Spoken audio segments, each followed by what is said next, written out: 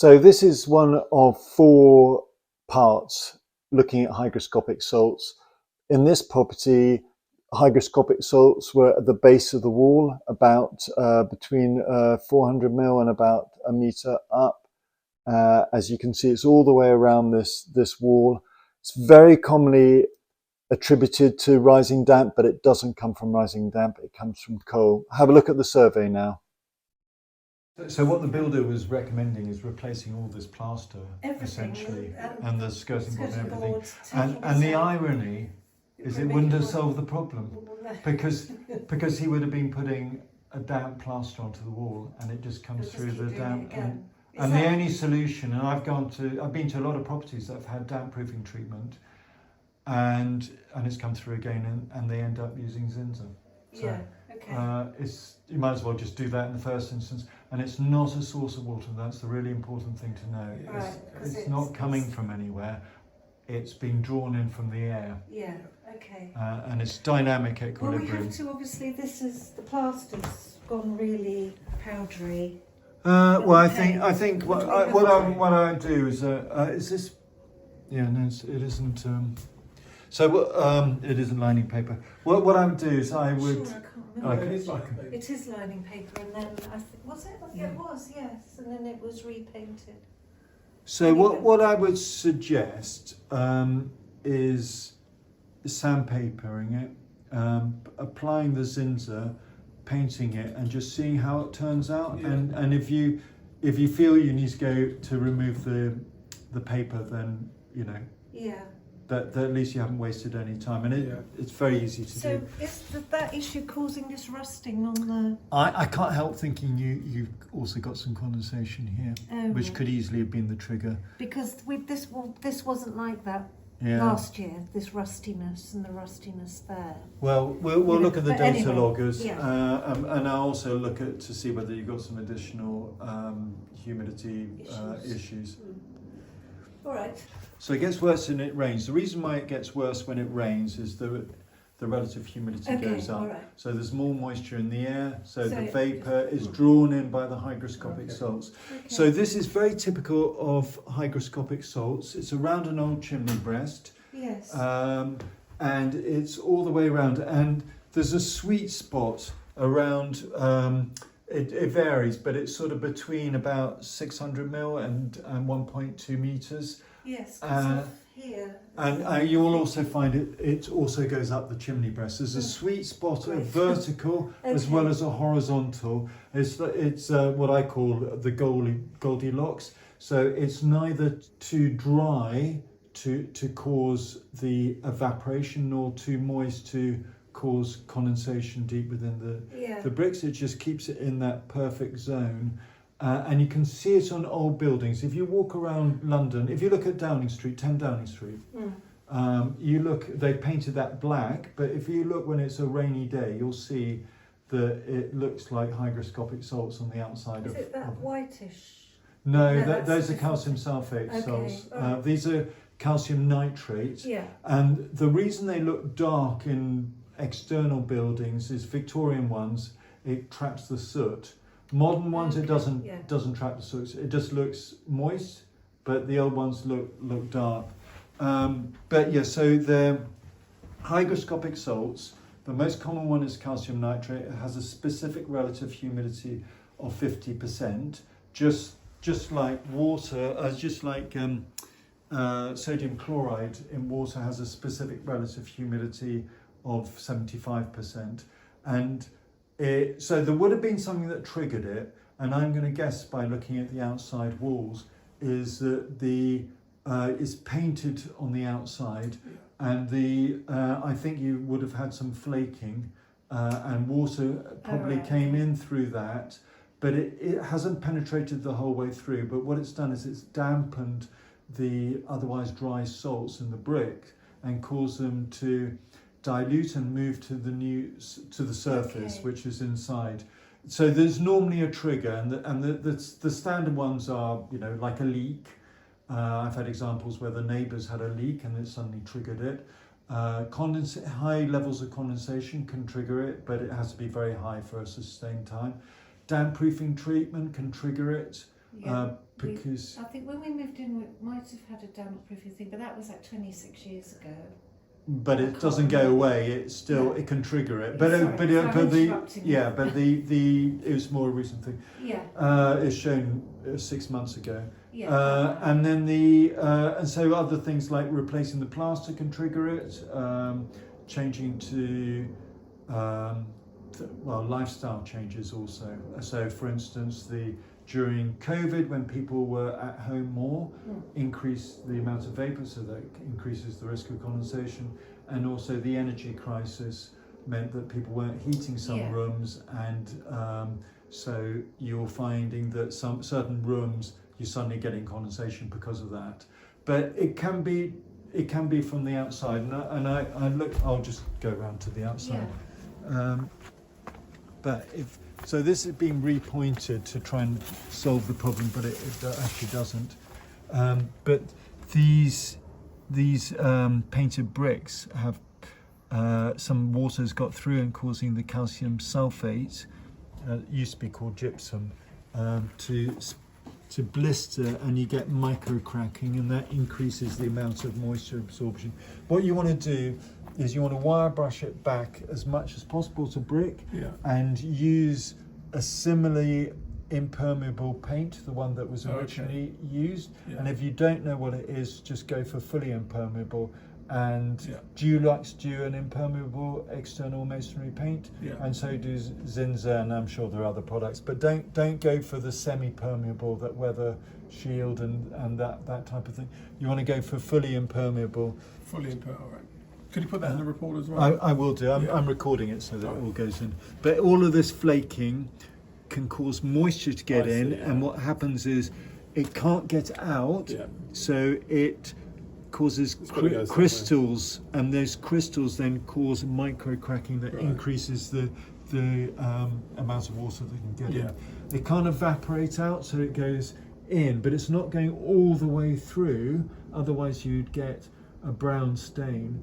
But what I think it's done is it's triggered the calcium nitrate that comes from the chimney breast, comes from burning of coal historically, causes that to then show through. Okay. But it's a very simple solution. Okay. No replastering. No replastering. Just painting. Taking everything down. No. It's something you can do yourself for about £20-40 or something. Wow. But it's very simple. Great news. And you'll see in the two surveys ago, if you look back, you'll see that they did it in their property, and there's no signs of it. But the water will it's not a source of water. It's in dynamic equilibrium, but it will always be there behind the paint. So we're just masking it. Yeah, keep the report, and if you ever sell the property and you want to know what's happening and describe to people, they'll be able to see. Okay. But a lot of people assume that it's rising damp, but it's absolutely nothing to do with rising damp. Rising damp only comes from groundwater, and the groundwater in this area is way below water level. So in London, you don't really have a risk of rising damp. Wow. Looking in the corner outside, you get a lot of heat loss anyway from this, but you've got a lot of damaged paintwork, a lot of blistering. So water will get through and then will be stopped from evaporating out, and will carry on in. And where you've got mould, you don't get mould where you've got hygroscopic salts. So this corner bit is definitely condensation related or humidity related, which may be the trigger rather than the penetrating damp. So it may be that you've got all three things happening at the same time. In the corner, you've got mould down at the bottom. Mould grows where relative humidity goes above 85% for a long period of time. Relative humidity is a measure of the air's capacity to hold moisture as expressed as a percentage. So when you get to 100%, it can't hold any more moisture, and it condenses. It's called dew point. It's the temperature when the dew can be seen on the ground outside in the mornings in the summer or winter. So it isn't penetrating all the way through because I'm not seeing any brown stains, but it's causing heat loss. You get heat loss in the corner anyway because you've got more external surface area than internal surface area. But you also have the damaged paintwork that's causing the moisture to dampen the brick, causing heat loss, or reducing insulation of the brick, causing heat loss and exacerbating the problem. But the real cause of it is excess internal vapor, and we'll have to have a look at that in terms of ventilation. If the fan wasn't working upstairs in the bathroom for some time but is now fixed, that could be part of the issue. You also got to think about airflow. Where's your radiator here? There, in the corner. Oh, in the corner, but it's not in this corner. No. So you won't get as much airflow there. But there's some very simple tricks to solve it. So keeping things away from the corners, Yeah. think about insulation, but at the same time keep the internal vapor levels down. And vapor can be measured as dew point, and I'll show you on the data loggers, and keep that below the external temperature, and it will reduce it'll eliminate condensation and reduce the risk of mold. Okay. So do all of these things first before Yes. dealing with the Yeah. hygroscopic salts, because you want to get rid of any condensation before. You don't want to trap it No. if you can avoid. But it's not a huge risk, but you can see this here. Hygroscopic salts would also cause that, but when I'm seeing it on the surface as Yes, well, further down it was rusty. and further down, it makes me think that condensation is also an issue, and I'll help you deal with that. So yeah, again, it's to do with reducing your internal vapor. There's an argument for using ventilation as much as you can and using a dehumidifier where you still can't Yeah. bring it down. And using a dehumidifier will do three things. It will reduce your energy consumption because a property with low relative humidity feels drier, and therefore you don't need to use as much heating as you would do otherwise. When Putin went to war, I stopped using heating for a whole year, and it was a bit cold, I have to admit, but I used 3 dehumidifiers instead of using heating. And then the next one is that you get, so all the energy that's used in the dehumidifier, which is actually not very much, but maybe £2 a day, Yeah. all of that comes out as heat, plus you get 50% bonus in the way that you do with an air source heat pump. With an air source heat pump, you're getting a 3 times bonus. With a dehumidifier, you're getting 50% because you're moving it from the vapor phase to the liquid phase. Okay. And then the third thing is you're obviously removing the vapor. So it means that your walls are going to be better insulated because you don't have the moisture in the walls. So you can reduce your energy consumption with a dehumidifier, but obviously they cost about sort of £180, £200. You want a 20 litre plus You'll put that in your daily. So obviously the fan isn't working, but even if it was working, I think it's just coming out the top. I don't think this fan. I would replace it. Okay. And you should have a fan that is this, are we joined here? Is this external wall or are we joined to the neighbours here? That's external wall. Yeah, that's next door. Next door has put in a vent into the side. Are they flats next door, is it? You could, so if you've got an RSJ there, that's going to cause a problem because you haven't got a means of going in above there unless it's hidden further over. You could do. I ideally vent out basically. Yeah. You can reduce the amount We of made a vapor. mistake when we did it. You can ventilate by using. You can reduce the amount of vapor produced by using by cooking with tops and pots and pans. You Yeah. can reduce it by about 80% by Yeah. doing that, and use a dehumidifier. Yeah. I Um, mean, we're getting this now because of this. it's running at over 15, so that's good. Probably could do with a clean out at some Yes. stage, but it's working reasonably well. So it's a humidifier. They can take a while.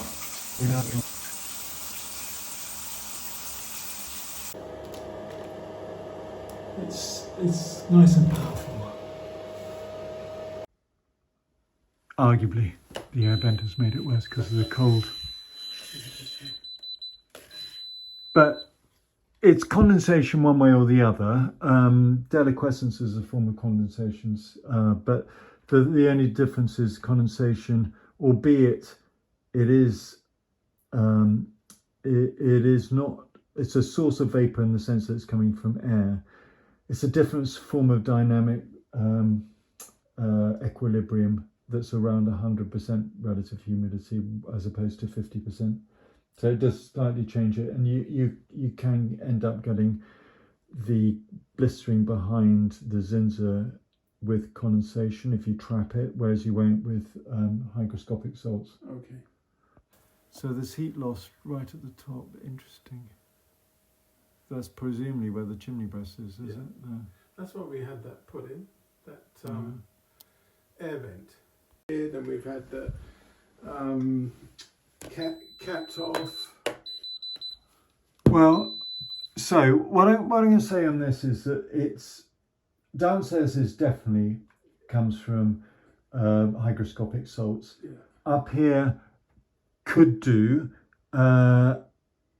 but you've got the additional risk of heat loss just in this location between where the chimney and the eaves meet each other. So you get natural heat loss, which increases the risk of condensation. Okay. But in summertime, you wouldn't particularly expect to see that. That doesn't look like penetrating damp. If you have Okay. penetrating damp, you'd have a stain. Right. Okay. And so what I suggest, I'm going to test it over here if I may do. Sorry, it's a bit. It's what I'm going to suggest. Yeah. Hold on. So in conclusion, the issue is hygroscopic salts. You've got hygroscopic salts, which causes deliquescence, which is a form of condensation at normal levels of relative humidity. Calcium nitrate is the most common hygroscopic salt in old buildings. You find it around fireplaces, chimney breasts, because it's released by the historic burning of coal. So the easiest way to deal with it is to paint an oil-based primer across the stains with a 300 ml overlap, so that you're making sure you cover it completely. The hygroscopic salt is a little bit like an iceberg. You're only seeing the tip of it. It can be way, way beyond that. And if you only to cover the small amount of hygroscopic salts, you'll find that it'll spread beyond that. There's always a trigger. The trigger is typically things like penetrating damp, as you have, condensation, as you may also have, or you certainly have high vapor levels, and leaks, things like leaks and so on. A lot of damp proofers will say it's caused by groundwater, which is the root cause of rising damp. In London, there is no groundwater, or at least it's pumped out, and there aren't really groundwater-bearing rocks in a majority of London. But even in the zones where there are groundwater-bearing rocks, it's pumped out to about 70 meters below ground level. So you'll never get rising damp in London, at least.